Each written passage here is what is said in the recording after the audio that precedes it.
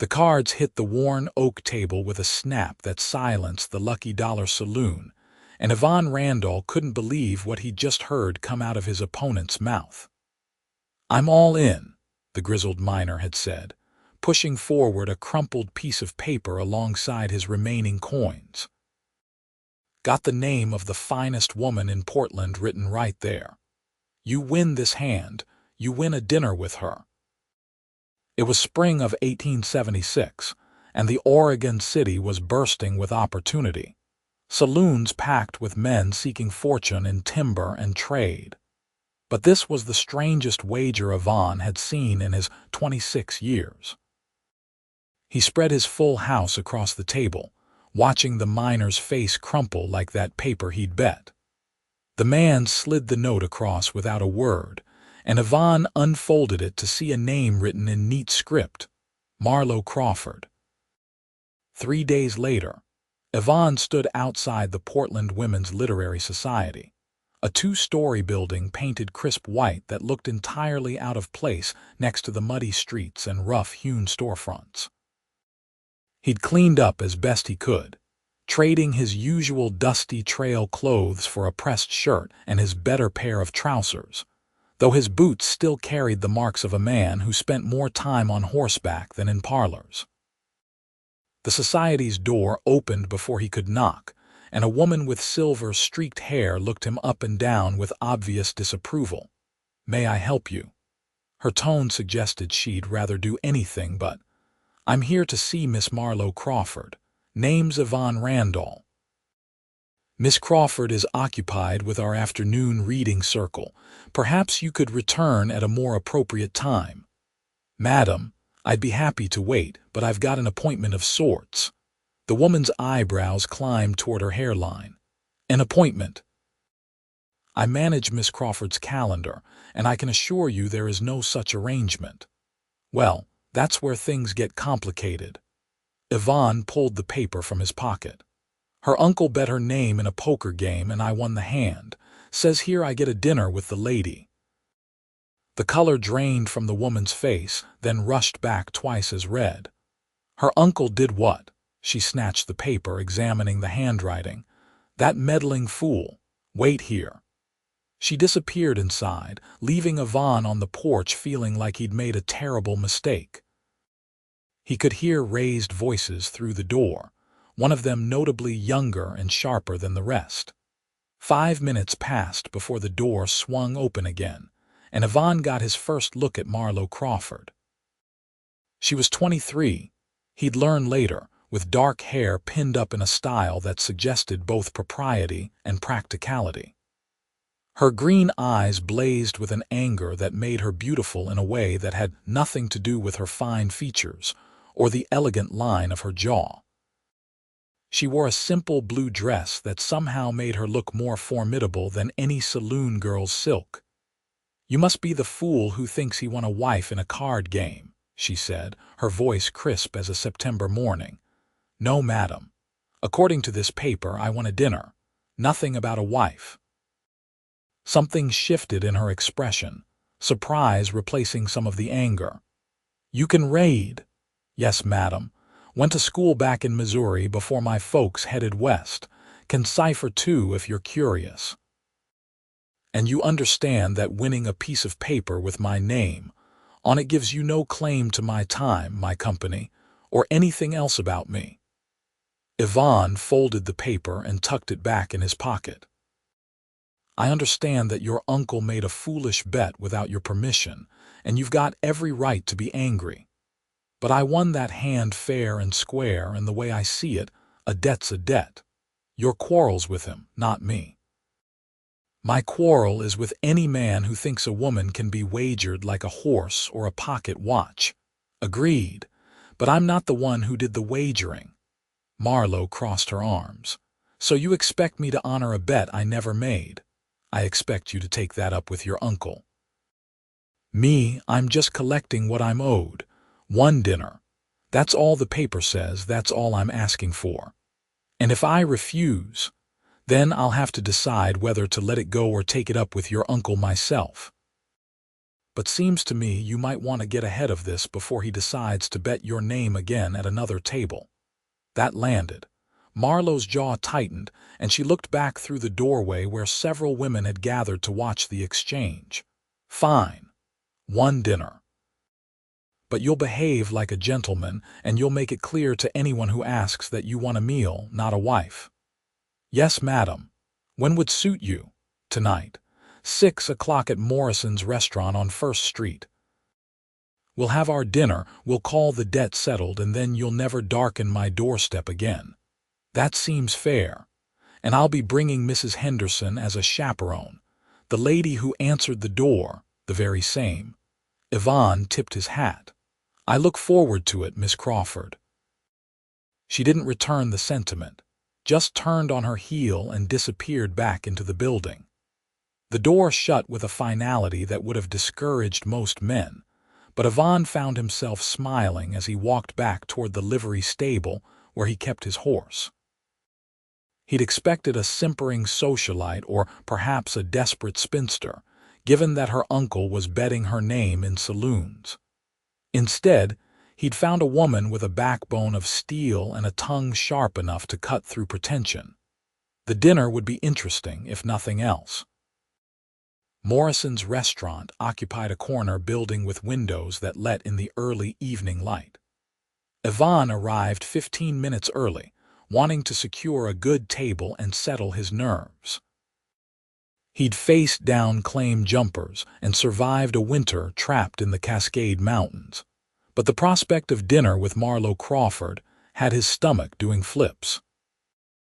The owner, a portly man named Gerald Morrison, showed him to a table near the window and assured him the roast beef was particularly fine that evening. Marlowe arrived precisely at 6, Mrs. Henderson trailing behind her like a formidable shadow. Both women wore their Sunday best, though Marlowe's green dress brought out her eyes in a way that made Yvonne forget his rehearsed greeting. He stood, nearly knocking over his water glass in the process. "Miss Crawford, Mrs. Henderson, thank you for coming." "Let's be clear," Marlowe said as she took her seat. "I'm here because I honor debts, even ones made foolishly by relatives. This doesn't mean I approve of you or this situation. Understood?" Yvonne sat down carefully. "Would you like to order? Mr. Morrison says the roast beef is excellent." "I'm perfectly capable of reading a menu, Mr. Randall." Mrs. Henderson cleared her throat. "Marlowe, dear, the man is trying to be polite. The man is trying to collect on a bet that never should have been made." Yvonne set down his menu. "You're right. It shouldn't have been made. Your uncle was drunk and losing badly, and when he ran out of money, he got desperate. I could have refused the bet, probably should have, but I wanted to see what kind of man would wager his niece's name. Figured if he was that low, I'd win the hand and at least meet the woman to make sure she was all right." That brought Marlowe up short. "You wanted to meet me to make sure I was all right. Like I said, what kind of uncle bets his niece's name?" Either she was desperate and he was trying to help in the stupidest way possible, or he didn't care about her welfare at all.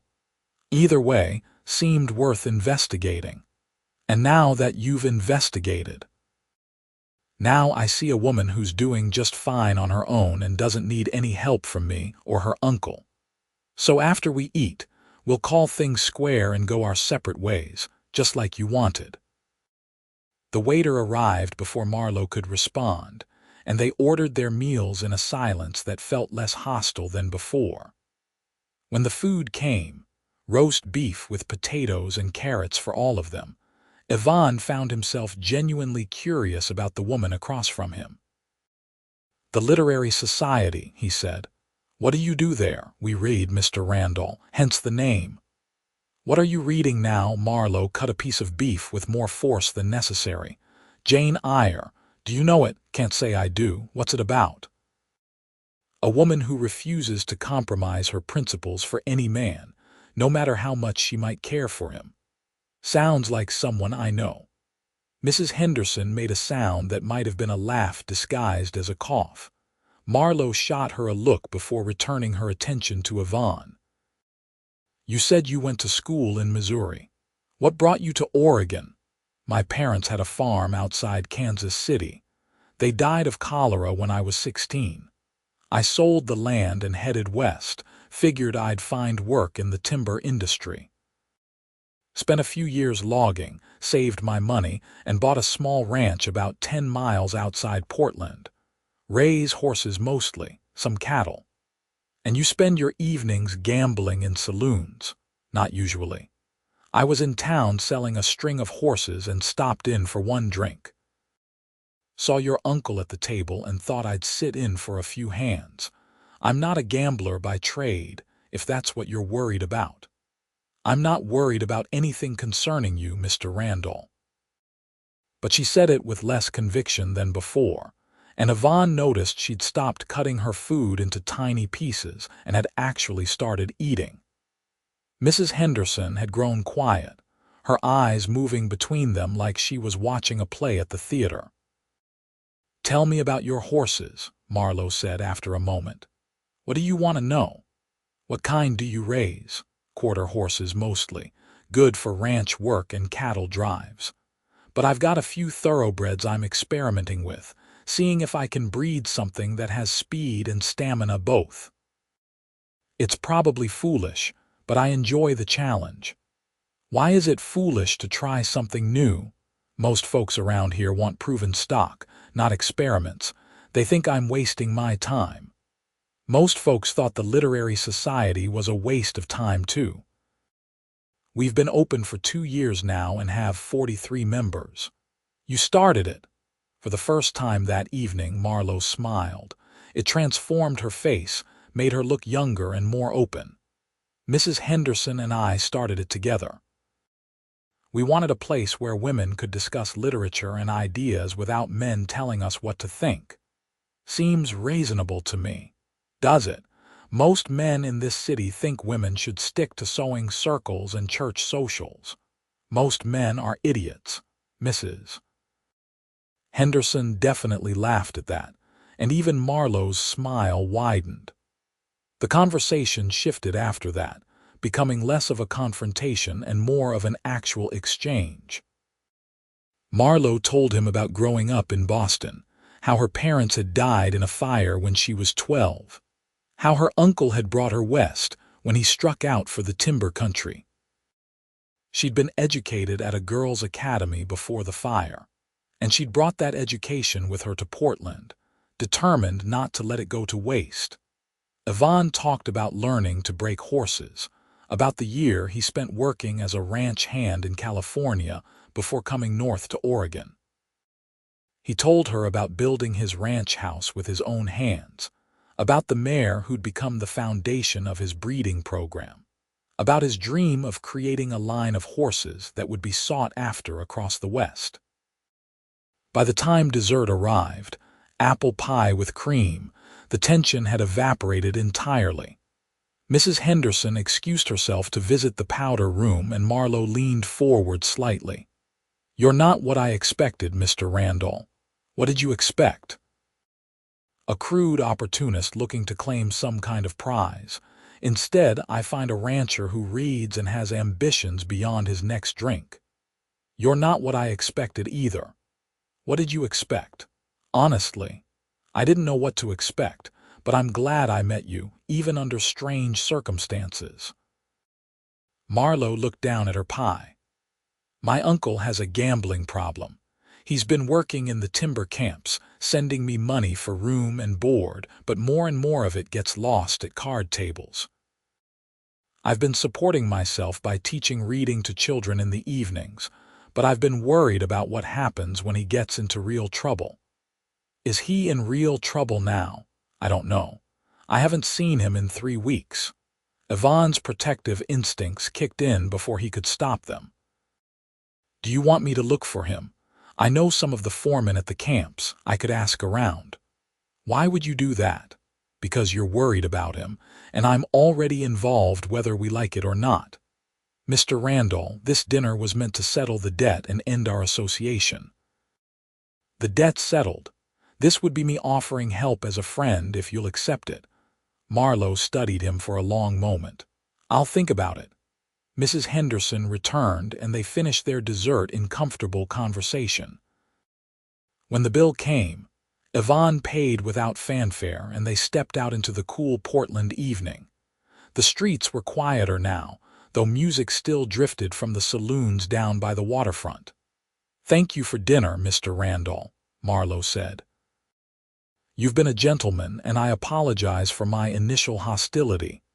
You had every right to be angry. I'm just glad you gave me a chance. May I ask you something?" "Of course." "If I had refused to come tonight, what would you have done?" Yvonne considered the question. "Probably torn up that paper and forgotten about it. A woman's company isn't something to be won in a card game, and I never wanted you to feel obligated. I just hoped you might be curious enough to see who'd won your uncle's foolish bet." "I was curious, and now I'm glad I came." She held out her hand, and Yvonne shook it, feeling the strength in her grip. Mrs. Henderson smiled at both of them like she knew something they didn't, and then the women walked away down the street, their skirts swishing in the evening air. Yvonne stood there for a moment, watching them go, and realized he didn't want this to be the end. He'd spent years building his ranch, pouring all his energy into his horses and his land, telling himself that was enough. But one dinner with Marlowe Crawford had shown him what he'd been missing, the sharp wit and fierce independence that made her unlike any woman he'd ever met. The question was what to do about it. She'd made it clear the debt was paid, their business concluded. He couldn't just show up at the literary society without a reason, and he wouldn't insult her by pretending he had one. He needed an honest reason to see her again, something that wouldn't make him seem like just another man who couldn't take no for an answer. The answer came to him 2 days later when he was working with one of his younger horses in the corral. The mare was skittish, shying away from the saddle, and Yvonne was trying to calm her with steady patience when he remembered something Marlowe had said about teaching children to read. If she taught children, maybe she'd be interested in teaching him more about literature. He could read well enough, but his education had ended early, and he'd always regretted not knowing more about books and ideas. It was a thin excuse, but it was honest, and that mattered. He cleaned up, rode into Portland, and found the literary society just as their afternoon session was ending. Women streamed out of the building, chatting and laughing, and Yvonne waited on the porch until Marlowe emerged with an armful of books. She stopped when she saw him, surprise crossing her face. "Mr. Randall, I didn't expect to see you again. I hope I'm not intruding. I had a question, and I thought you might be able to help." "What kind of question? You mentioned teaching reading in the evenings." "I was wondering if you might be willing to tutor someone with more advanced material. I can read, but I never got much beyond basic schooling, and I'd like to learn more about literature and such." Marlowe set down her books on a nearby bench. "You want me to tutor you, if you have the time." "I'd pay, of course. I don't need your money, Mr. Randall, and I suspect you're perfectly capable of reading on your own." Yvonne met her eyes. "You're right, I could muddle through, but I'd rather learn from someone who knows what they're talking about." "If that someone happens to be you, well, that's just fortune smiling on me twice." A smile tugged at her lips. "You're persistent, I'll give you that. Only when something's worth being persistent about. And you think literature lessons are worth persistence?" "I think any excuse to spend time with you is worth persistence, but I meant what I said about wanting to learn. You can test me if you don't believe me." Marlowe picked up her books again. "All right, Mr. Randall, I'll tutor you. We'll meet here at the society every Thursday evening at 7. Bring paper and a pen and be prepared to actually work. I won't tolerate laziness or insincerity." "Yes, madam. I'll see you Thursday." She nodded and walked away, but Yvonne caught the smile she was trying to hide, and he felt like he'd just won a hand far more valuable than the one that had started this whole adventure. Thursday evening found Yvonne at the Literary Society with paper, pen, and a nervousness he hadn't felt since his first day of school. Marlowe met him in a small room lined with bookshelves, a table and 2 chairs positioned near a lamp.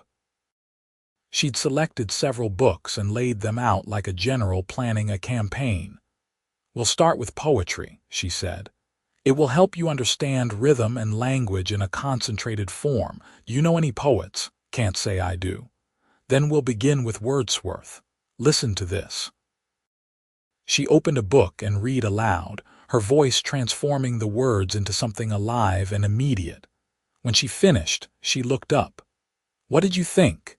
"It's about nature, but also about memory, about how places stay with us even when we're gone from them." Marlowe's eyebrows rose. "That's exactly right. You have good instincts, Mr. Randall. Yvonne, if we're going to be spending time together, you might as well use my given name. Only if you call me Marlowe. Deal?"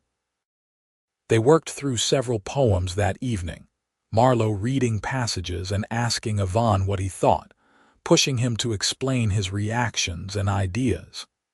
He found himself enjoying the challenge, the way she never accepted a simple answer when a complex one was possible.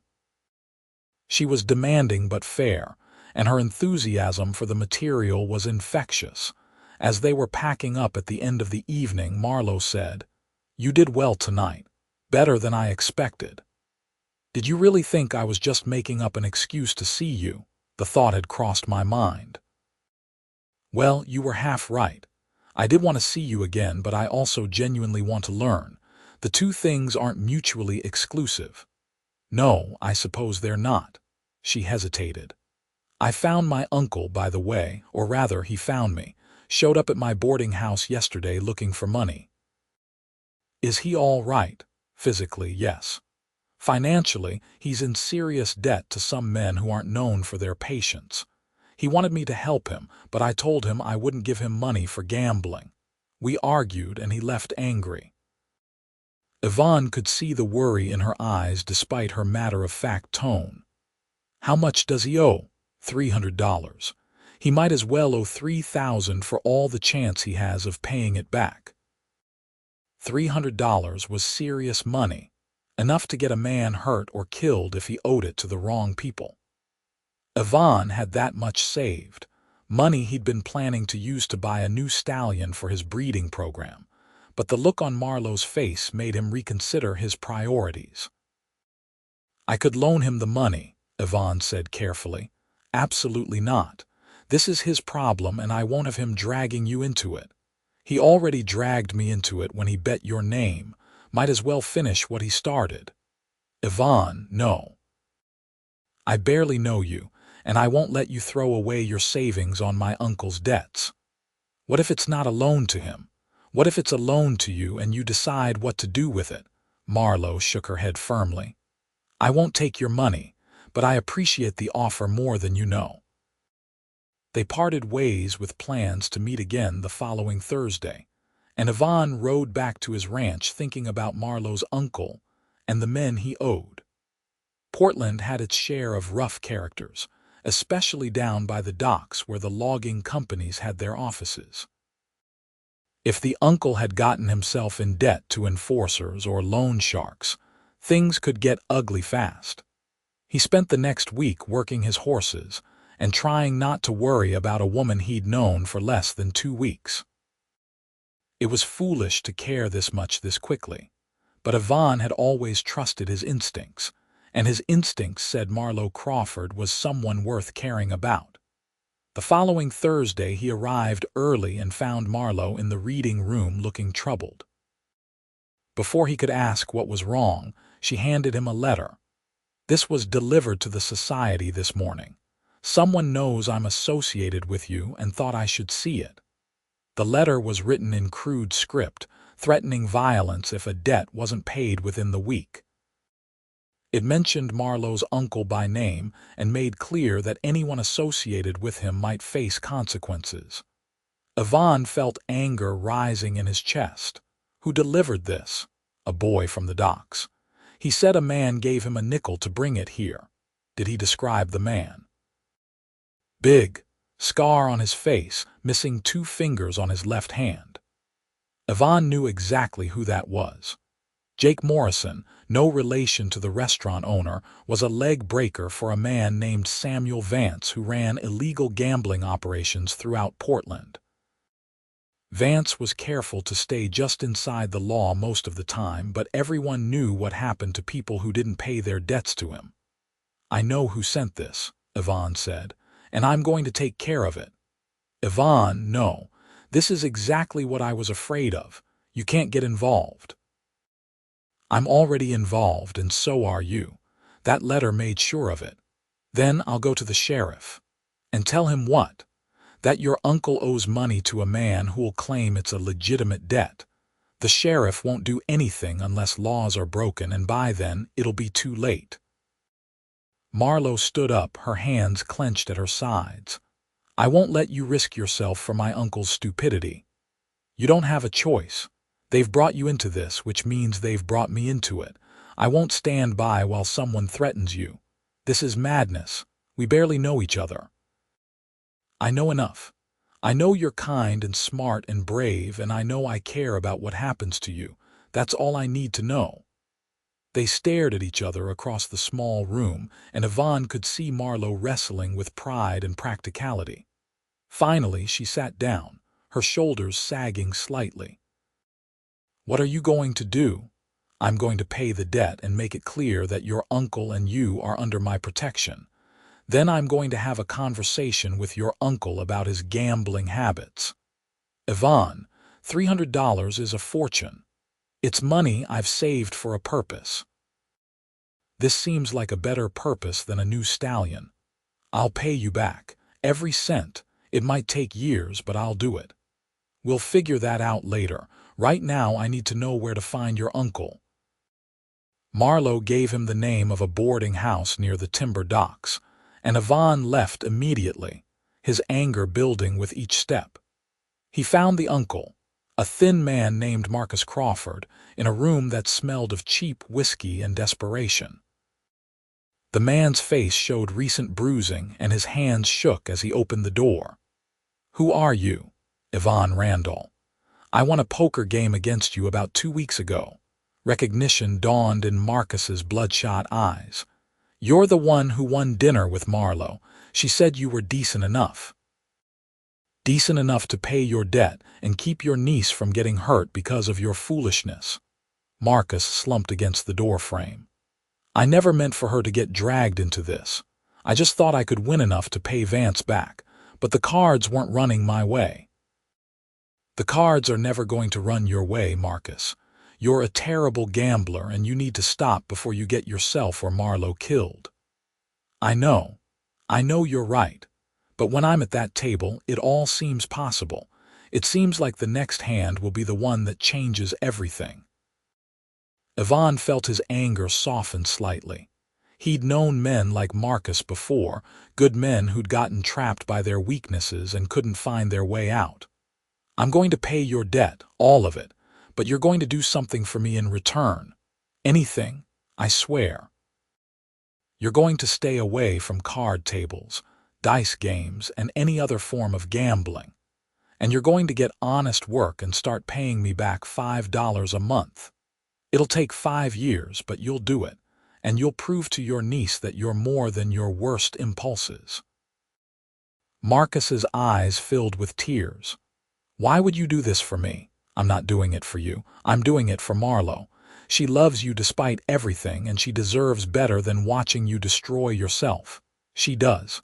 She deserves so much better than me. Then be better, starting now." Yvonne left Marcus there and headed for the warehouse district where Samuel Vance kept his office. It was getting dark, and the docks were emptying of legitimate workers, leaving only the rougher element that thrived after sunset. He found Vance's place easily enough, a 2-story building with guards at the door. "I'm here to see Vance. Tell him it's about Marlowe Crawford's debt." The guards exchanged looks, and one of them disappeared inside. 5 minutes later, Yvonne was ushered into an office where Samuel Vance sat behind a desk covered in ledgers and cash. Vance was a small man with cold eyes and hands that looked like they'd never done manual labor. "Mr. Randall, my associates tell me you want to discuss Marcus Crawford." "I'm here to pay his debt, all of it, cash tonight." Vance leaned back in his chair. "That's refreshing. Most people who come here want to negotiate or make excuses. You have the money with you. I'll have it tomorrow." $300, correct? It was 300. "But Marcus has missed the payment deadline, so there's interest. Call it 350 now." Yvonne had expected something like this. 325, and that's my final offer. You get the money tomorrow, and in exchange, Marcus Crawford and his niece are done with you. No more threats, no more visits, no more letters. And if I don't agree to your terms, then I take this to the sheriff and explain how you're threatening a respectable woman who has nothing to do with her uncle's debts. Maybe the law doesn't care much about gambling debts, but they care about threatening women, especially when that woman is part of the literary society and knows half the prominent families in Portland. Vance's eyes narrowed. "You've got steel in you, Mr. Randall. I like that." 325 it is. Bring the money tomorrow by noon, and we'll consider the matter closed. Yvonne left the office feeling like he'd just made a deal with the devil, but at least it was a deal that would keep Marlowe safe. He spent a restless night at his ranch, then rode into Portland first thing in the morning to withdraw the money from his account at the bank. The teller counted it out carefully, and Yvonne put it in a leather pouch that he kept inside his coat. He delivered the money to Vance at 11:30, watching as the man counted every bill. When he was satisfied, Vance wrote out a receipt marking Marcus Crawford's debt as paid in full. "Pleasure doing business with you, Mr. Randall, and a word of advice: stay away from men like Marcus. They'll drag you down with them every time. I'll keep that in mind." Yvonne went straight to the literary society, knowing Marlowe would be there for the afternoon reading circle. She met him at the door, her face anxious. "Is it done?" "It's done. Your uncle's debt is paid, and Vance agreed to leave both of you alone." Marlowe's eyes shone with tears she refused to let fall. "Thank you. I don't know how I'll ever repay you." "I told you, we'll figure that out. Right now I need you to do something for me. Anything. Come to my ranch this Sunday. Let me show you where I live and what I do. No obligations, no pressure. Just a chance for you to see another part of my life." Marlowe hesitated, and Yvonne could see her weighing propriety against curiosity. "Mrs. Henderson should come too, of course. I'll pick you both up at 10 in the morning if that suits." It suits. Sunday morning was clear and bright, perfect weather for the ride out to Yvonne's ranch. He borrowed a wagon from a neighbor so Marlowe and Mrs. Henderson could ride in comfort, and he drove them through Portland and out into the countryside where homesteads spread across the rolling hills. His ranch sat in a valley with a creek running through it, the house he'd built positioned to catch the morning sun. Marlowe stood in the wagon, looking at everything with obvious interest. "It's beautiful. You built all this yourself, the house and the barn, yes. The corrals I had help with from some neighbors. Come on, I'll show you around." He helped both women down from the wagon and led them on a tour of the property. The house was simple but well made, 3 rooms with a stone fireplace and windows that let in plenty of light. The barn was newer and larger, designed to accommodate his growing herd. But it was the horses that captured Marlowe's attention. "Can I touch one?" "Sure. Here, this is Daisy. She's the mare I mentioned, the foundation of my breeding program." Marlowe approached slowly, holding out her hand for Daisy to sniff. The mare nickered softly, and Marlowe stroked her neck with obvious delight. "She's beautiful. I've never been this close to a horse before." "Never. We didn't have horses in Boston, and I've been in the city since coming to Portland. I've seen them on the streets, of course, but never like this." Yvonne spent the next hour introducing Marlowe to his horses, explaining his breeding plans and his hopes for the future. She asked intelligent questions, and he found himself talking more openly than he had with anyone in years. Mrs. Henderson wandered the property with a smile, giving them space while maintaining a chaperone's watchful presence. When the sun was high, Yvonne brought out a picnic lunch he'd prepared. Simple fare of bread, cheese, and cold chicken. They sat under a tree by the creek, and Marlowe looked more relaxed than he'd ever seen her. "I could understand living out here," she said. "It's peaceful in a way the city never is. You're welcome any time, both of you," he added, nodding to Mrs. Henderson. "You've built something impressive, Yvonne. You should be proud." "I am, but it's also lonely sometimes. Working all day with no one to talk to but horses, eating dinner by yourself every night. I've told myself it's enough, but lately I've been thinking I was wrong." Marlowe met his eyes. "What changed your mind, meeting you, realizing what I've been missing?" Mrs. Henderson suddenly became very interested in a bird across the creek, turning away to give them privacy. Marlowe's cheeks colored slightly. "Yvonne, we've known each other less than a month." "I know. And I'm not asking for promises or commitments. I just wanted you to know how I feel." "How do you feel?" "Like I've been waiting for you without knowing it. Like everything I've built here would mean more if I could share it with you." Marlowe was quiet for a long moment. "I feel it too. This pull between us, but it frightens me." "Why?" "Because my whole life I've been taught to be independent, to rely on myself and not need anyone else. After my parents died, I learned that people leave, and the only person you can count on is yourself. But when I'm with you, I want to rely on you, and that terrifies me." Yvonne reached out and took her hand. "I'm not asking you to give up your independence.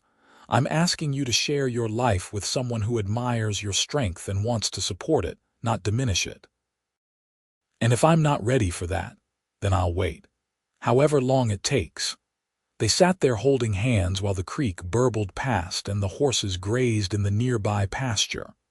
Mrs. Henderson eventually turned back, saw them together, and smiled like all her hopes were being confirmed. The ride back to Portland was quiet but comfortable, Marlowe sitting close to Yvonne on the wagon seat while Mrs. Henderson dozed in the back. When they reached the boarding house where Marlowe lived, she turned to him before climbing down. "Thursday evening, our regular lesson. I'll be there. And Yvonne, thank you for today, for all of this. Thank you for giving me a chance." Over the next several weeks, Yvonne and Marlowe fell into a pattern. Thursday evenings were for literature lessons that increasingly became conversations about life, dreams, and the future. Sundays, Yvonne would come to Portland, and they'd walk through the city parks or attend church services together. Always with Mrs. Henderson as a chaperone, but increasingly as a friend who understood what was growing between them. Marlowe proved to have a natural affinity for horses, and soon she was helping Yvonne work with the younger animals during her Sunday visits. He taught her to ride, first on the gentle Daisy and then on more spirited mounts, and she took to it with the same determination she brought to everything in her life. Marlowe Crawford, true to his word, had found work at a sawmill and was making his monthly payments on the debt. He stopped by the ranch one Sunday when Marlowe was there, looking healthier and more clear-eyed than Yvonne had ever seen him. "I owe you an apology," Marlowe said, "and my thanks. You could have let me drown, but you threw me a rope instead." "You're doing the work," Yvonne replied. "All I did was give you a chance. Still, I'm grateful, and I can see how you look at my niece. You've got my blessing if that matters." "It matters." Marcus left, and Marlowe emerged from the barn where she'd been grooming one of the horses. "What was that about?" "Your uncle giving me his blessing." "Blessing for what?" "For courting you properly. which is what I've been doing, though I haven't made it official. Marlowe set down her brush. And if you made it official, I'd ask if you'd consider being my girl, with the understanding that I plan to marry you if you'll have me. That's rather presumptuous. It is, but I've never been good at playing games or hiding how I feel. I love you, Marlowe. I've probably loved you since that first dinner when you told me I'd want a meal, not a wife. I want you to be both, but only if that's what you want too. Marlowe walked over to him, her green eyes searching his face. I love you too. I've been trying not to, telling myself it's too fast and too risky, but my heart doesn't listen to logic. Is that a yes? It's a yes to courting. Marriage we'll discuss when we've known each other more than 2 months. Yvonne laughed and pulled her into his arms, kissing her for the first time while the horses whinnied their approval in the background. She kissed him back with an intensity that made his head spin, and when they finally broke apart, both of them were breathless. Well, Marlowe said, that was worth waiting for. We can do it again if you'd like. Mrs. Henderson is watching from the house. We should probably maintain some decorum. Probably. But later, she agreed, her smile promising everything he'd hoped for. Their courtship became the talk of Portland society, the rough-edged rancher and the educated literary woman who seemed like an unlikely pair. But those who saw them together understood immediately. They balanced each other, Yvonne's steady practicality grounding Marlowe's fierce intelligence, her sharp wit drawing out his thoughtful nature. 3 months after that first kiss, Yvonne asked Marlowe to marry him properly, getting down on one knee by the creek at his ranch and presenting her with a simple gold band he'd commissioned from a Portland jeweler. She said yes without hesitation, and they set a date for October when the fall colors would be at their peak. The wedding took place at a small church in Portland, with Mrs. Henderson standing as Marlowe's matron of honor and Marcus walking her down the aisle. He'd been sober for 5 months now and had tears in his eyes as he gave his niece away. The ceremony was simple but heartfelt, Yvonne and Marlowe exchanging vows they'd written themselves, promising to support each other's dreams and face whatever challenges came together. The reception was held at Morrison's restaurant, bringing things full circle to where their first dinner had taken place. Gerald Morrison had outdone himself with the food, and the small gathering of friends and neighbors toasted the couple's happiness late into the evening. When they finally left for the ranch, Yvonne's wagon decorated with ribbons and well-wishes, Marlowe leaned against his shoulder and sighed contentedly. Happy? Yvonne asked. More than I ever thought possible. When I opened that door and saw you standing there with that ridiculous paper, I never imagined it would lead to this. Neither did I, but I'm glad it did. So am I, though we should probably thank my uncle in a strange way. His terrible decisions brought us together. I'd rather thank whatever luck or fate put me at that card table when he was losing. That's the hand I'll never forget winning. They arrived at the ranch house, now decorated with flowers that Mrs. Henderson and some of the neighboring women had arranged.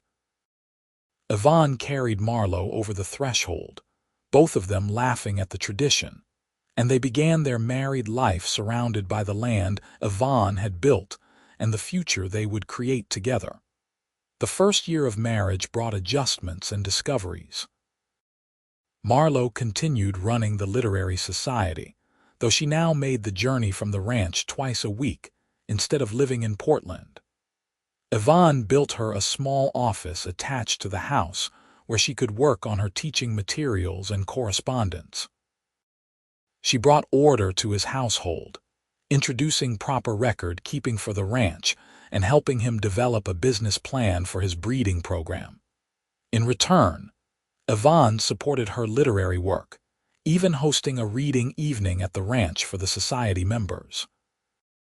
The women arrived in wagons and buggies, And Marlowe glowed with pride as she showed them around the property and introduced them to the horses.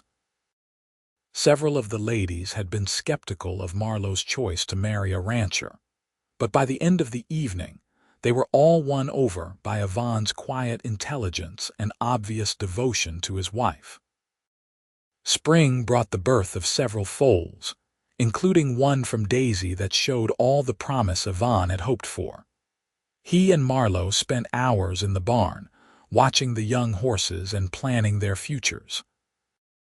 Marlowe had learned quickly, and her suggestions about bloodlines and training proved astute. "We should name this one Shakespeare," she said, watching a particularly spirited colt kick up his heels in the pasture. "Shakespeare, that's not a very Western name." "No, but he's dramatic and full of himself, just like the playwright. It fits." Yvonne laughed.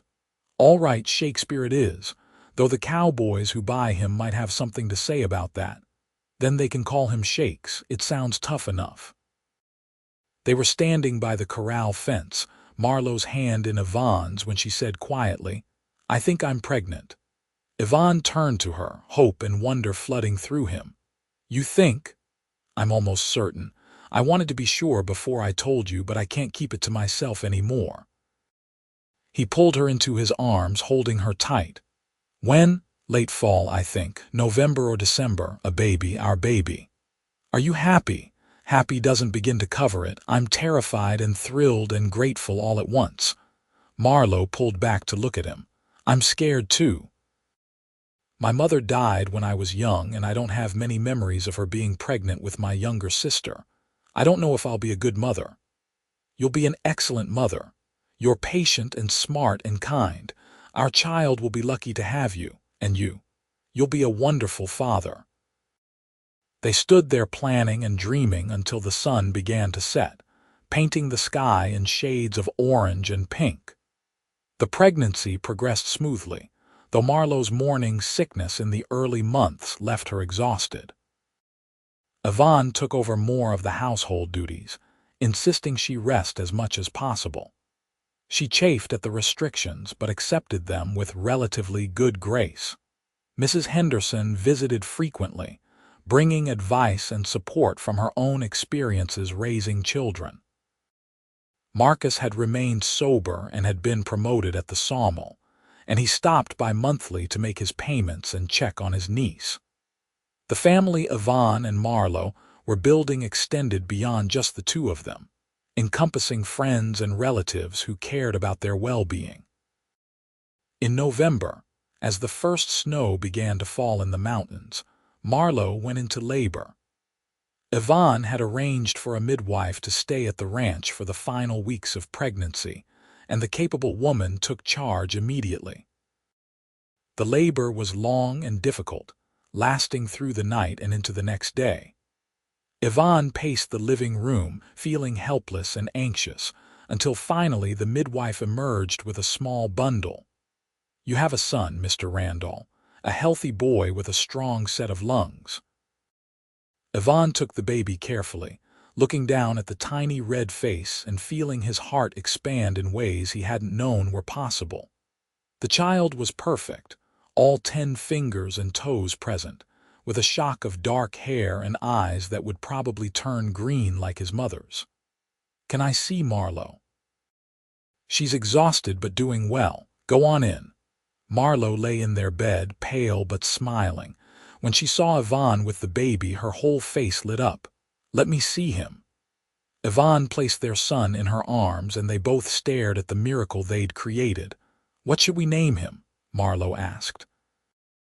"I was thinking we could name him after my father. Thomas? Thomas Randall. I like it. Thomas Yvonne Randall. That's a good, strong name for a good, strong boy."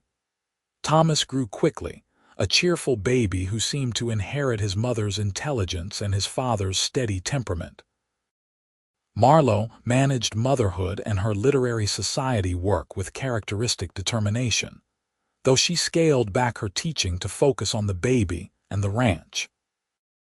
Yvonne found himself enjoying fatherhood more than he'd expected, spending evenings reading to Thomas from the books Marlowe had introduced him to, even though the boy was too young to understand. The ranch continued to prosper.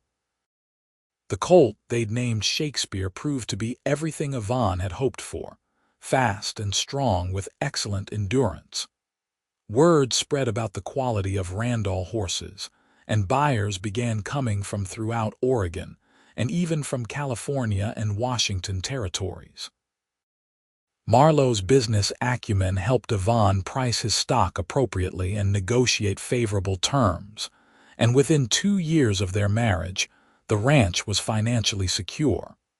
Marlowe Crawford, now 3 years sober, had met a widow who worked as a seamstress in Portland. He brought her to the ranch to meet Marlowe and Yvonne, and it was clear he was head over heels. The woman, named Sarah, was practical and kind, and she seemed to ground Marcus in ways even sobriety alone hadn't managed. "I think I'd like to marry her," Marcus confessed to Yvonne while the women were inside with Thomas. "But I worry I don't deserve happiness after everything I've done." "Everyone deserves a second chance, Marcus. You've worked hard for yours. Don't throw it away because of misplaced guilt." "You really think she'd say yes?" "I think she looks at you the way Marlowe looks at me. That's all the answer you need." Marcus proposed a week later, and Sarah accepted. They married in a quiet ceremony with Marlowe and Yvonne standing as witnesses, and Marcus moved into Sarah's small house in Portland. He continued making his payments faithfully, and 2 years after Yvonne had paid his debt, Marcus handed over the final $5 with obvious pride.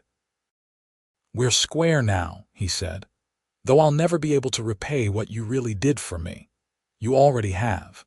You got sober, you found honest work, and you found someone to share your life with. That's payment enough." When Thomas was 2 years old, Marlowe became pregnant again. This pregnancy was easier than the first, and in the summer of 1879 she gave birth to a daughter they named Eleanor, after Marlowe's mother. Eleanor had Yvonne's sandy hair and Marlowe's green eyes, and she was as spirited as her brother was placid.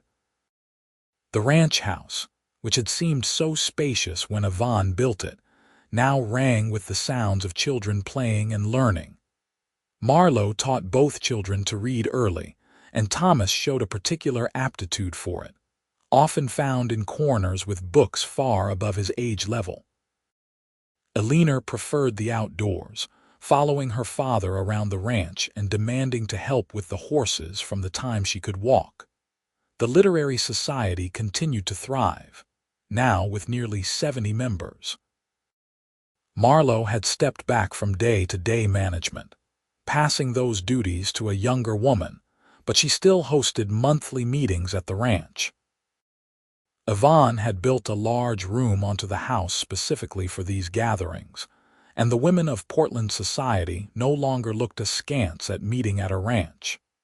Instead, it became a coveted invitation, a chance to escape the city and enjoy the countryside while engaging in literary discussion.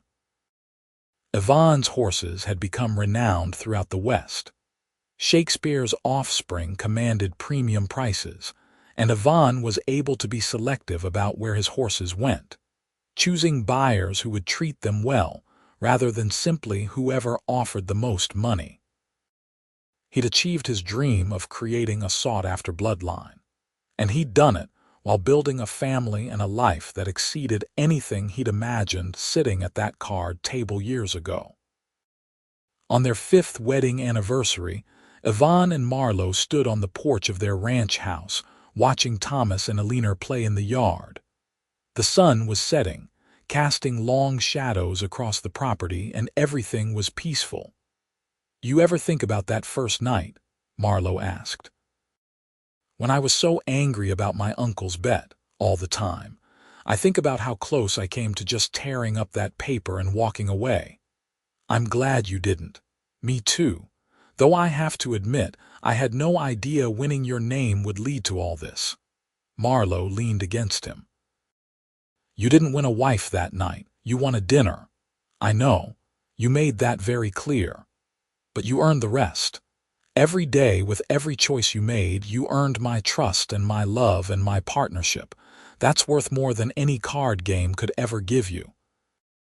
Yvonne kissed the top of her head. You earned mine too. The moment you stood on that porch and told me exactly what you thought of men who wagered women's names, I knew you were different. I just had to prove I was different too. And did you? You tell me, did I earn you? Marlowe turned in his arms and kissed him soundly. Every day, and I'll keep choosing you every day for the rest of our lives. That's all I could ever ask for.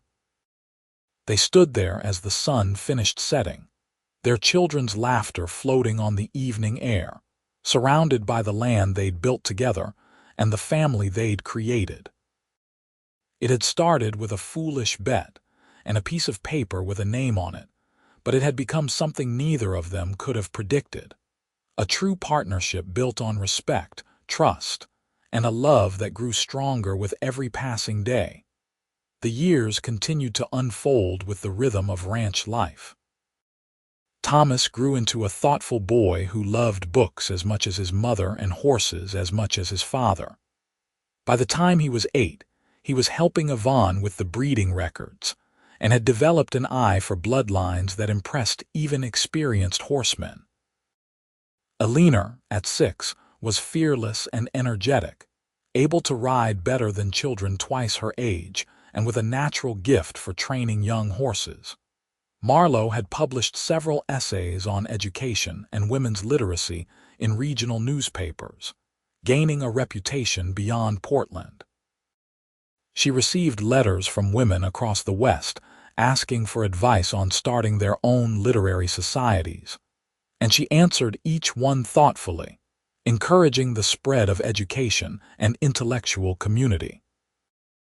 The ranch had become a gathering place not just for the literary society, but for women seeking guidance on how to balance traditional roles with intellectual pursuits. In 1882, when Thomas was 6 and Eleanor was 4, Marlowe discovered she was pregnant again. This pregnancy was unexpected but welcome, and Yvonne joked that they'd need to build another addition to the house at this rate. The baby, another boy they named James, arrived in early spring with minimal fuss, as if he knew his parents were already experienced and didn't need the drama his siblings had provided. James proved to be a perfect blend of his siblings, thoughtful like Thomas but adventurous like Eleanor.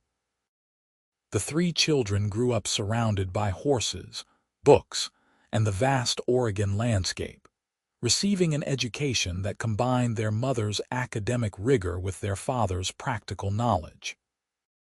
Marcus and Sarah had become fixtures in the children's lives. Uncle Marcus and Aunt Sarah, who visited regularly and spoiled the children appropriately. Marcus had remained sober for over 7 years now, and the haunted look that had marked him when Yvonne first met him was long gone. He'd risen to foreman at the sawmill and had saved enough money to buy a small house with a yard where Sarah grew vegetables and flowers.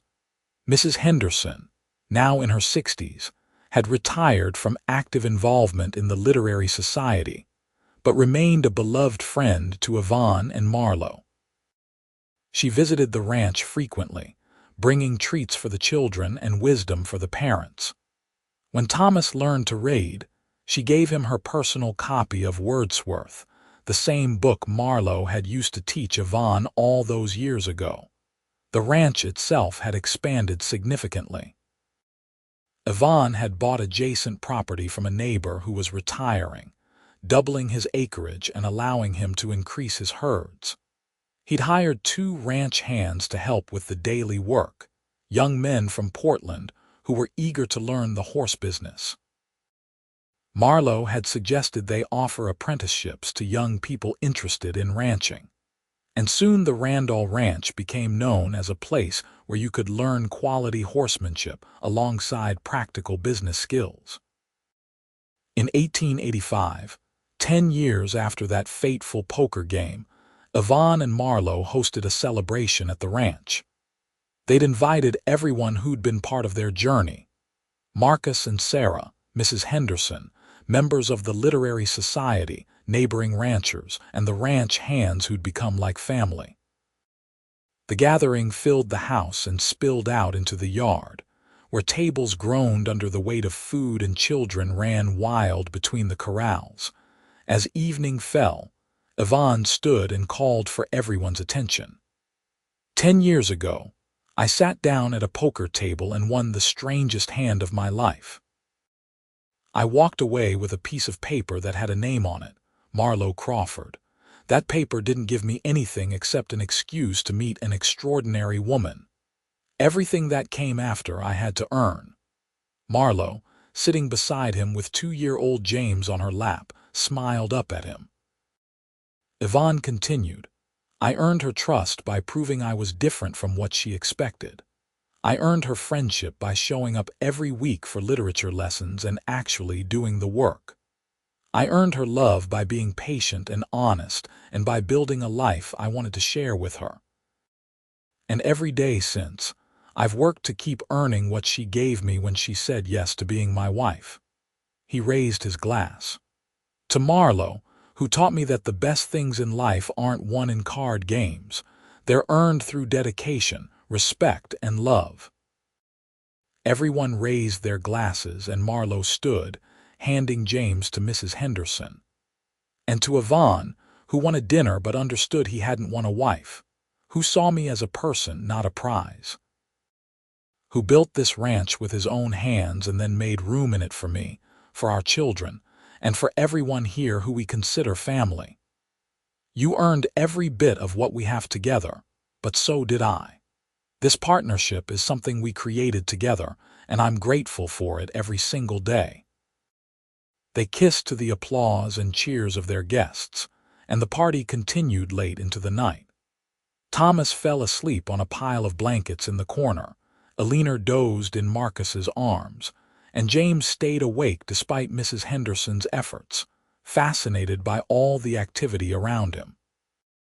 When the last guests had left and the house was quiet again, Yvonne and Marlowe stood on their porch, looking out at the ranch bathed in moonlight. The horses were dark shapes in the pastures, and somewhere an owl called to its mate. 10 years, Marlowe said softly. Sometimes it feels like yesterday, and sometimes it feels like we've always been together. Do you ever regret it, leaving the city, taking on ranch life? Not once. This life has given me everything I wanted and things I didn't know to want. I have intellectual stimulation through the society, I have the children, I have this beautiful place, and I have you. What's to regret? I just want to make sure you're happy, that you don't feel like you gave up too much. Marlowe turned to face him. Yvonne Randall, I gave up nothing and gained everything. You need to stop worrying that I'm going to wake up one day and realize I made a mistake. I know. It's just hard to believe sometimes that I got this lucky. It wasn't luck. It was work and choice and commitment. We both chose this, and we both work at it every day. That's why it works. She was right, of course. Yvonne had learned over the years that Marlowe was almost always right about matters of the heart and mind. He pulled her close, breathing in the scent of her hair, and felt the same contentment that had become the background note of his life. The children grew and changed, each developing their own personalities and interests. Thomas, at 12, had begun talking about attending university someday, perhaps studying literature or law. Marlowe encouraged this dream while Yvonne made sure the boy understood ranching well enough to manage the property if needed. Alina, at 10, had no interest in leaving the ranch and announced regularly that she would take over the horse breeding program when she was old enough. James, at 6, was still figuring out his path, but showed aptitude for both his siblings' interests. In 1888, Yvonne received a letter from a horse breeder in Kentucky asking about purchasing several of his finest horses. The price offered was substantial, enough to secure the ranch's future for decades. Yvonne discussed it with Marlowe, and together they decided to accept the offer, but to use part of the money to establish a scholarship fund for young women in Portland who wanted to pursue education beyond basic schooling. The Marlowe Crawford Randall Scholarship was announced in the spring of 1889, and applications poured in from across Oregon. The Literary Society helped administer the program, and the first 3 recipients were young women who reminded Yvonne of Marlowe. Fierce, intelligent, and determined to make their own way in the world. Marcus Crawford, now 55 and silver-haired, had become one of the most respected men at the sawmill. He and Sarah had never had children of their own but were devoted aunt and uncle to Yvonne and Marlowe's 3. When Marcus's health began to fail in 1890, Yvonne and Marlowe insisted he and Sarah move to a cottage on the ranch property where they could be cared for properly. "You saved my life 15 years ago," Marcus said, when Yvonne came to help them move. "Let me finish it somewhere beautiful, surrounded by family."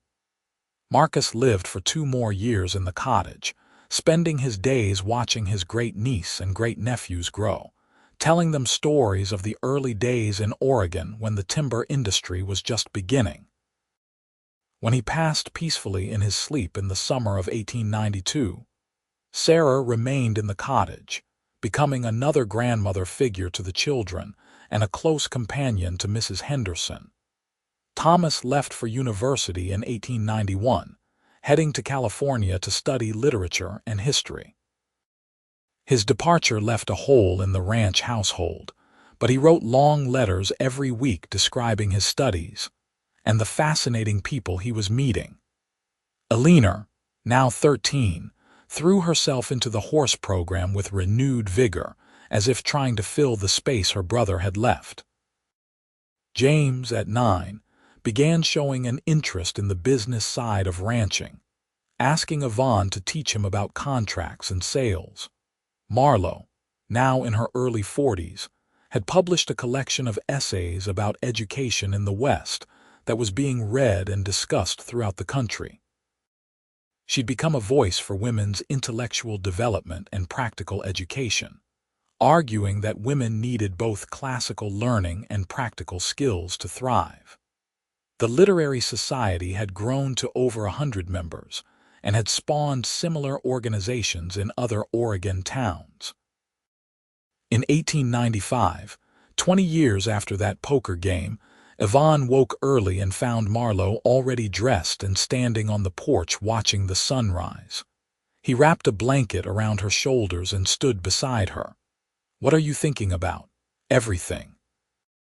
20 years ago today, you walked up to the Literary Society with that ridiculous piece of paper. You remember the exact date? Of course I do. It was the day my life changed, even though I didn't know it yet. Mine too. They stood in comfortable silence, watching the sun paint the sky in shades of gold and pink. The ranch had become everything Yvonne had dreamed of and more, but none of it would have meant anything without Marlowe beside him. "I want to do something special today," Marlowe said. "To mark the anniversary. What did you have in mind?" "I want to go back to Morrison's restaurant, just the 2 of us, like that first dinner." "I like that idea. We can leave Eleanor and James with Sarah for the evening."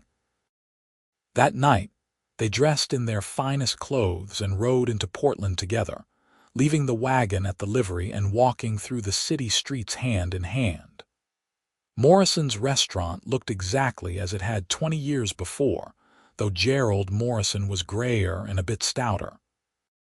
He greeted them with genuine warmth and showed them to the same table by the window where they'd had their first dinner. "The roast beef is still excellent," he said with a wink. They ordered the same meal they'd had that first night, and as they ate, they reminisced about the early days of their relationship. The tension and uncertainty of that first dinner, the literature lessons that became courtship, the moment Yvonne had paid Marcus's debt, and Marlowe had realized he was serious about protecting her.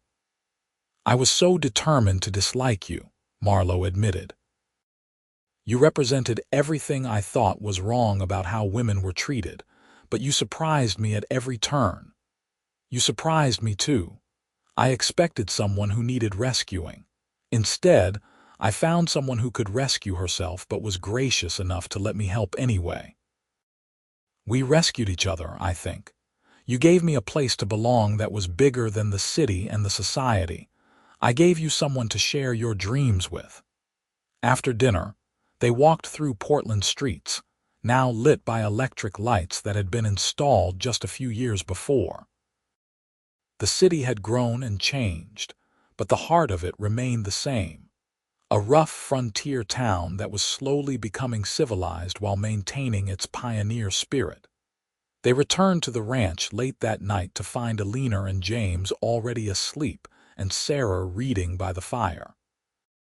She looked up with a smile. "Did you have a nice evening?" "Perfect," Marlowe said. "Thank you for watching the children." After Sarah left for her cottage, Yvonne and Marlowe stood in their bedroom, helping each other undress in the intimate routine of long marriage. Marlowe caught sight of herself in the mirror and laughed. "We're getting old." "When did that happen?" "Speak for yourself. I'm as young as ever." "Your hair is going gray at the temples. Distinguished gray. There's a difference." She swatted his arm playfully, and he caught her hand, pulling her close. "You're more beautiful now than you were 20 years ago. Every year with you has made you more lovely in my eyes." Flatterer. Truth-teller. They settled into bed, and Marlowe rested her head on Yvonne's shoulder the way she had countless nights before. "Do you think Thomas will come home after university?" she asked. "I think he'll find his own path. We raised him to think for himself." "I know, I just miss him." "Me too." But Alina and James are still here, and they're finding their own ways. Alina wants to expand the breeding program. She has ideas about crossing our lines with some of the stock from Kentucky. She told me, "They're good ideas too. The girl has vision." "She has your vision and my stubbornness. It's a formidable combination." They talked quietly about their children, about ranch business, about the scholarship fund and the literary society. Eventually their words trailed off into comfortable silence, and they drifted toward sleep wrapped in each other's arms. The years continued their steady march. Thomas graduated from university in 1895 and surprised everyone by deciding to attend law school. He wanted to practice in Oregon, he wrote, focusing on property rights and contracts for ranchers and farmers. Yvonne and Marlowe were proud beyond measure, seeing their son take the education they'd given him and use it to help others. Alina, at 17, was running much of the day-to-day horse operation, her instincts about breeding and training proving remarkably sound. She'd developed a reputation in her own right, and buyers often asked specifically to work with her. James, at 13, had taken over the business records and was implementing a new filing system that made everything more efficient. In 1897, Mrs. Henderson passed away peacefully at the age of 78.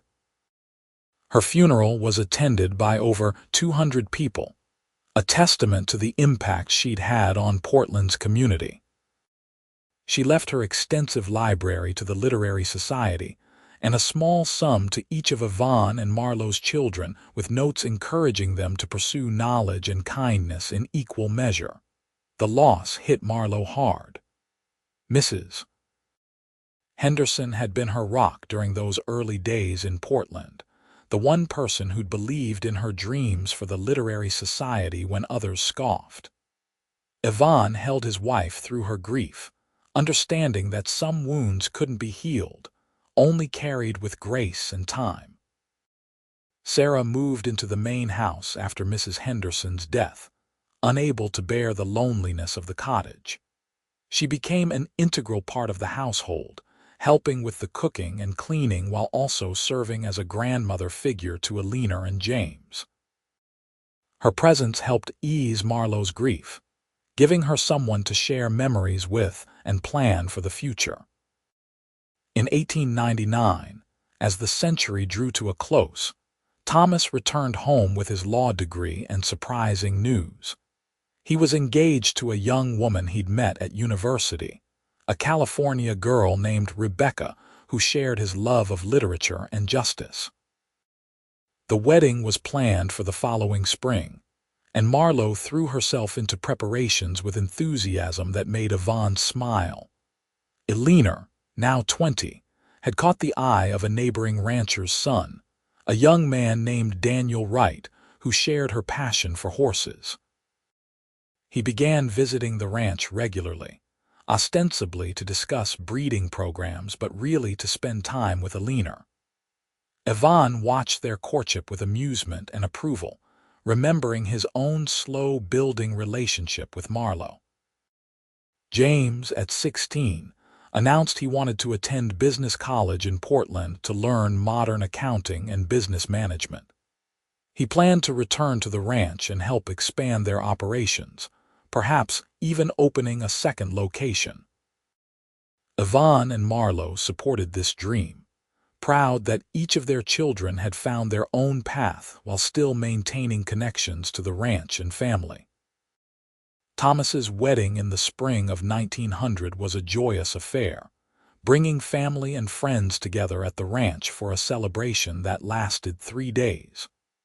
Rebecca charmed everyone with her warmth and intelligence, and it was clear she and Thomas were deeply in love. They planned to settle in Portland, where Thomas would open his law practice, but they promised to visit the ranch frequently. 6 months later, Eleanor and Daniel announced their engagement.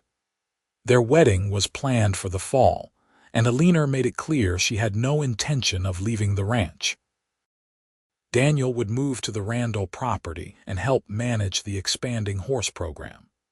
Yvonne gained not just a son-in-law but a capable partner in the business he'd built.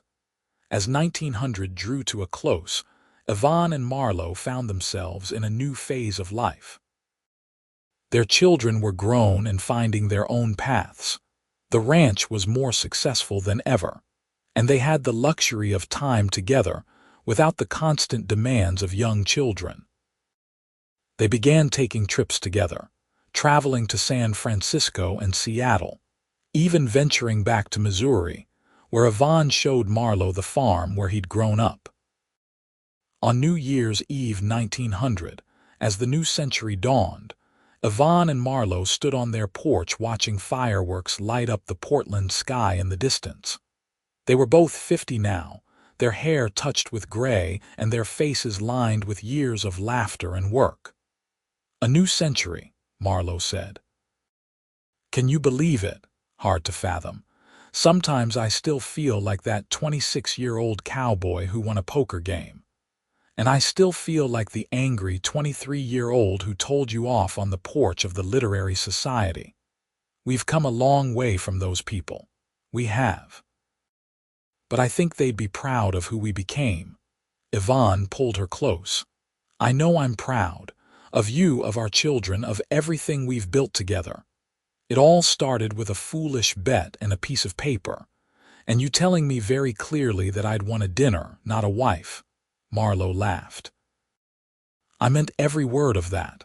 I know you did. That's why I worked so hard to earn the rest. And you did.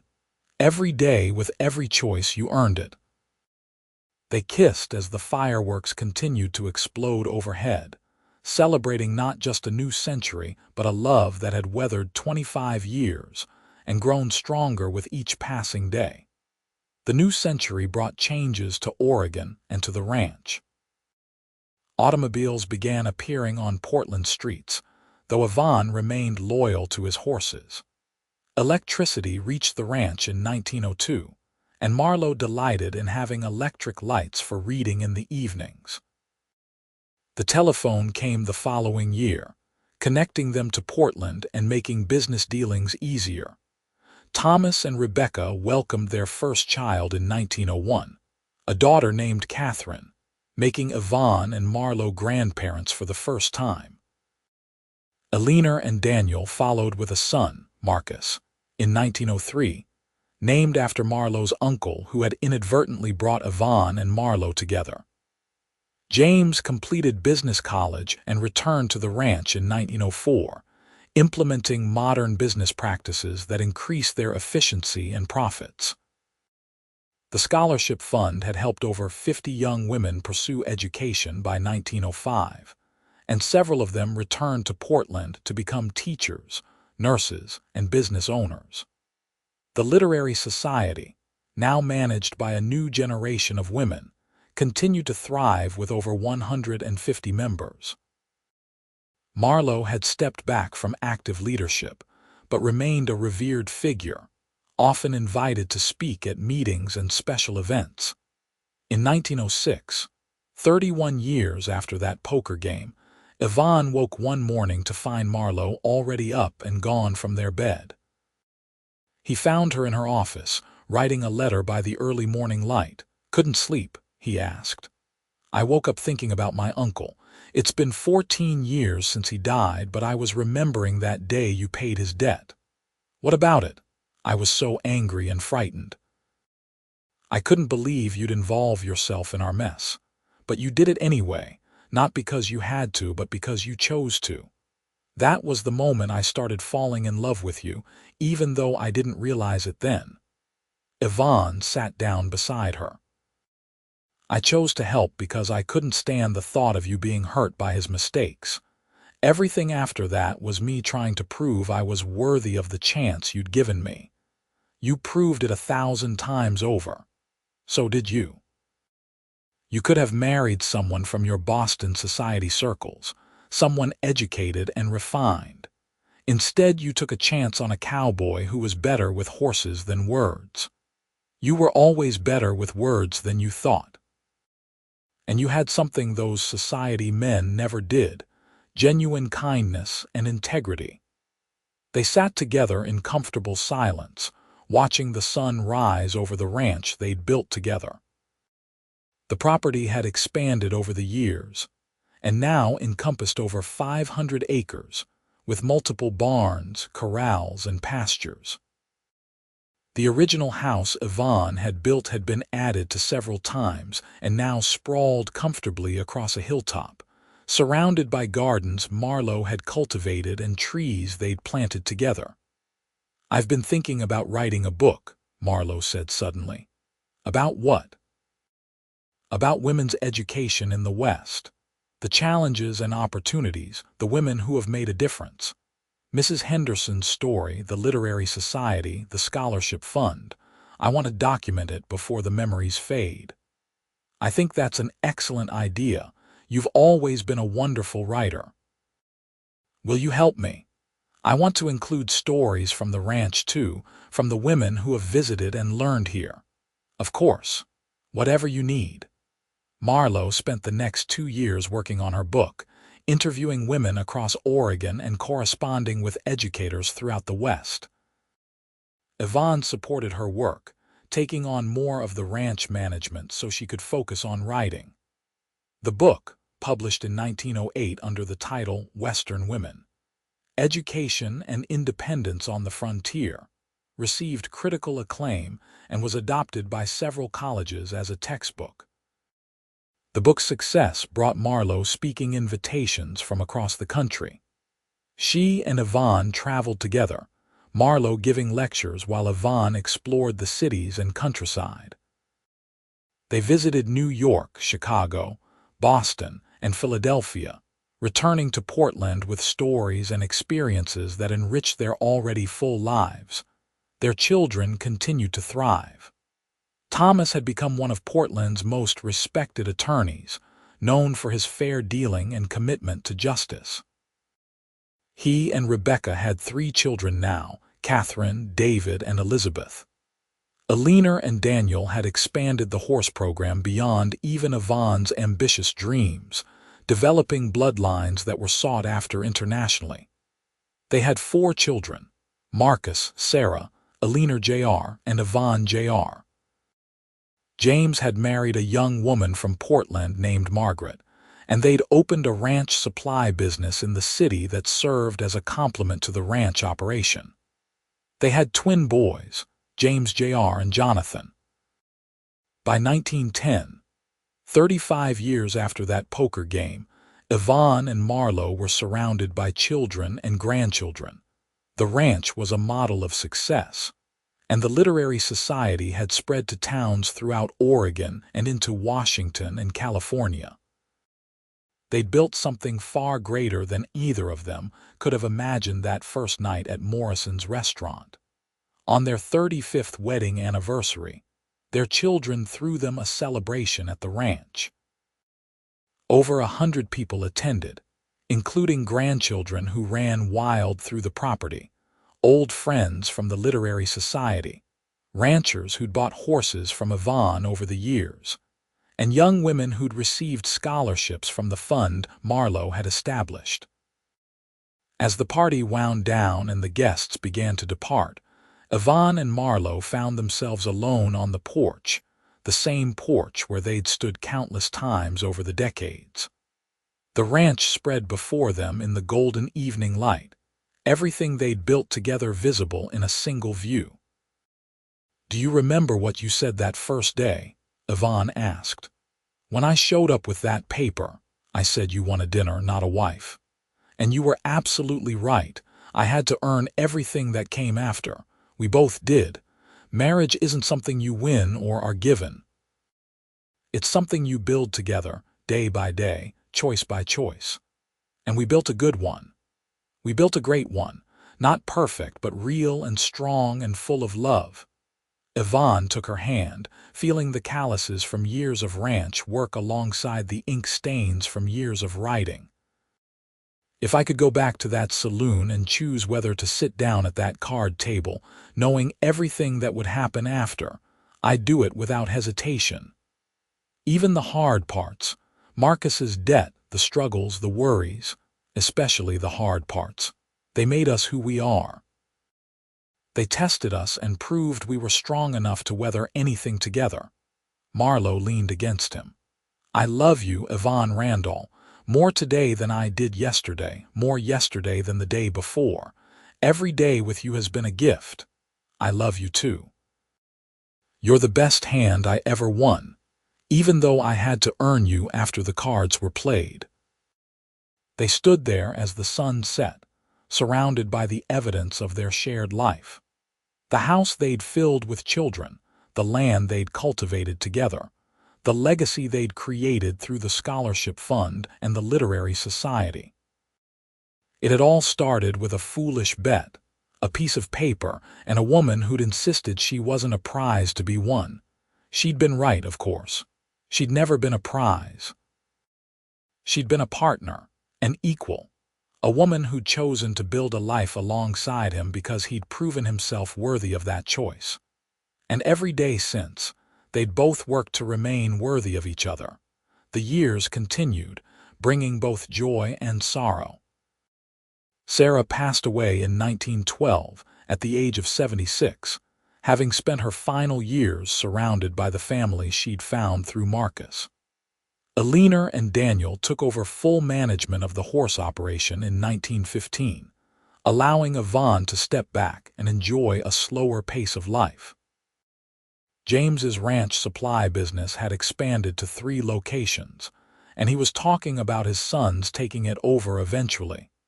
Thomas's legal practice had made him a prominent figure in Oregon politics, and in 1916 he was elected to the state legislature.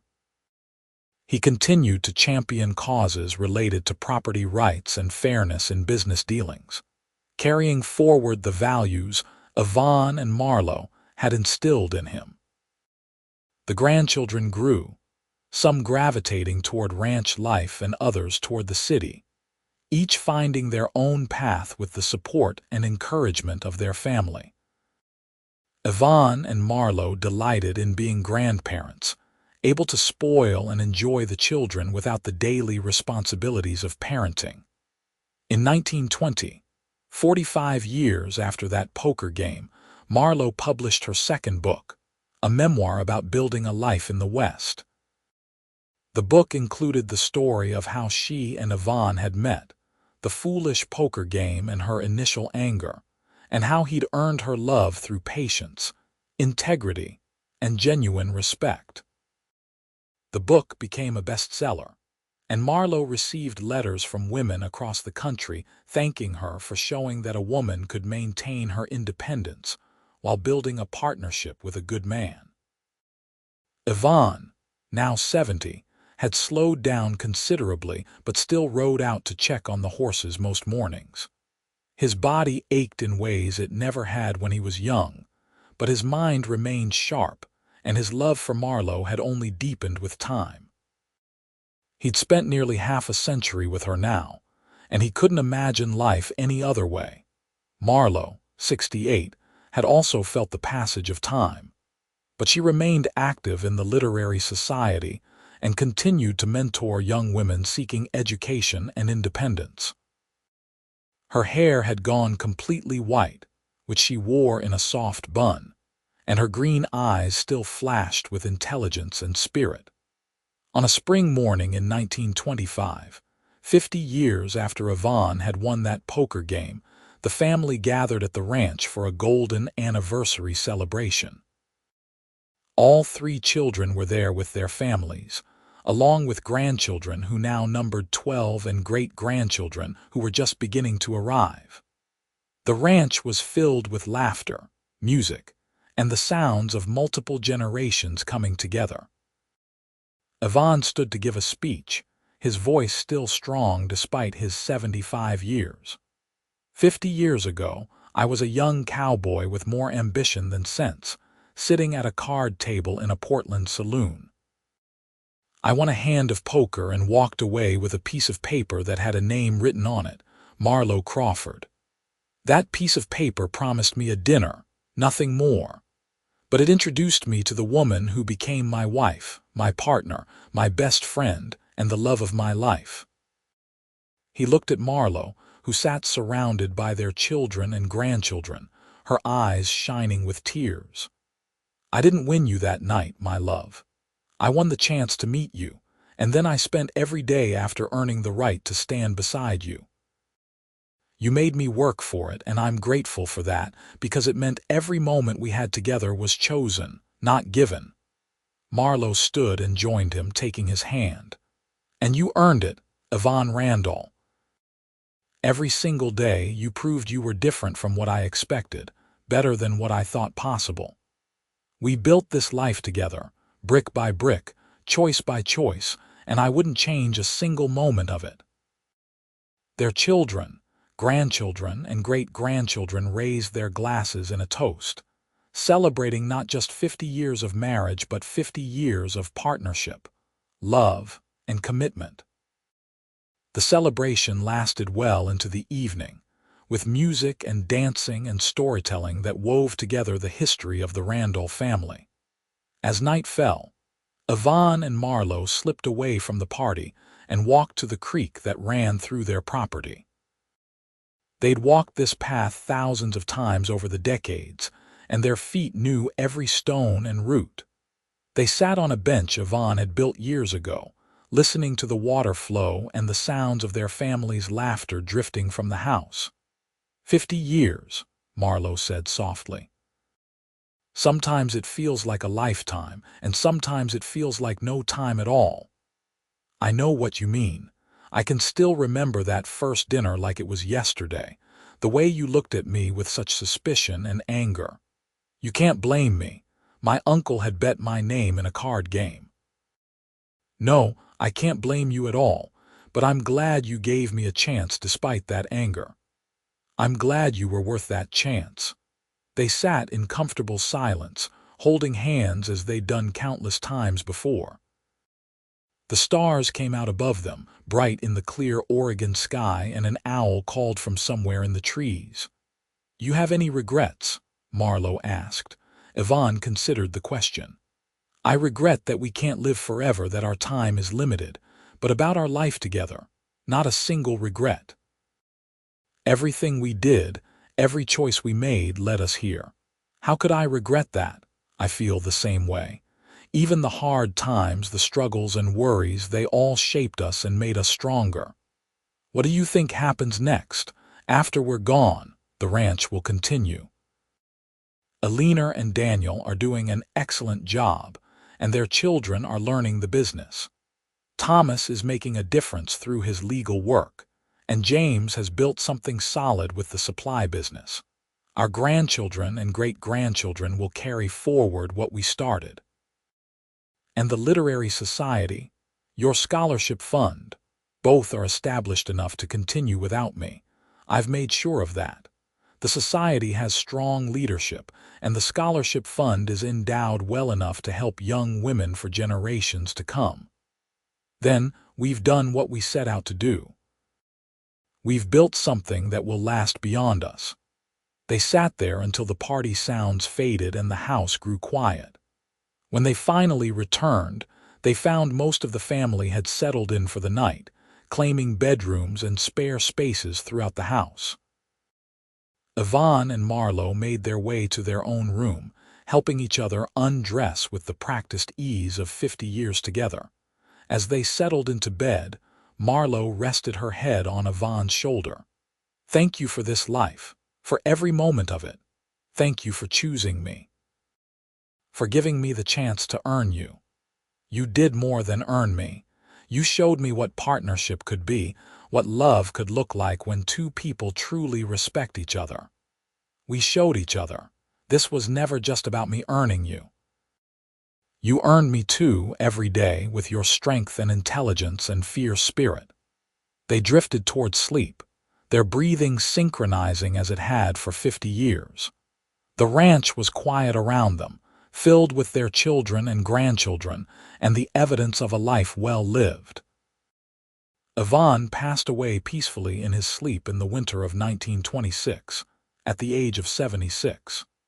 He'd spent the previous day with Marlowe, riding out to see the horses one last time and talking about their life together.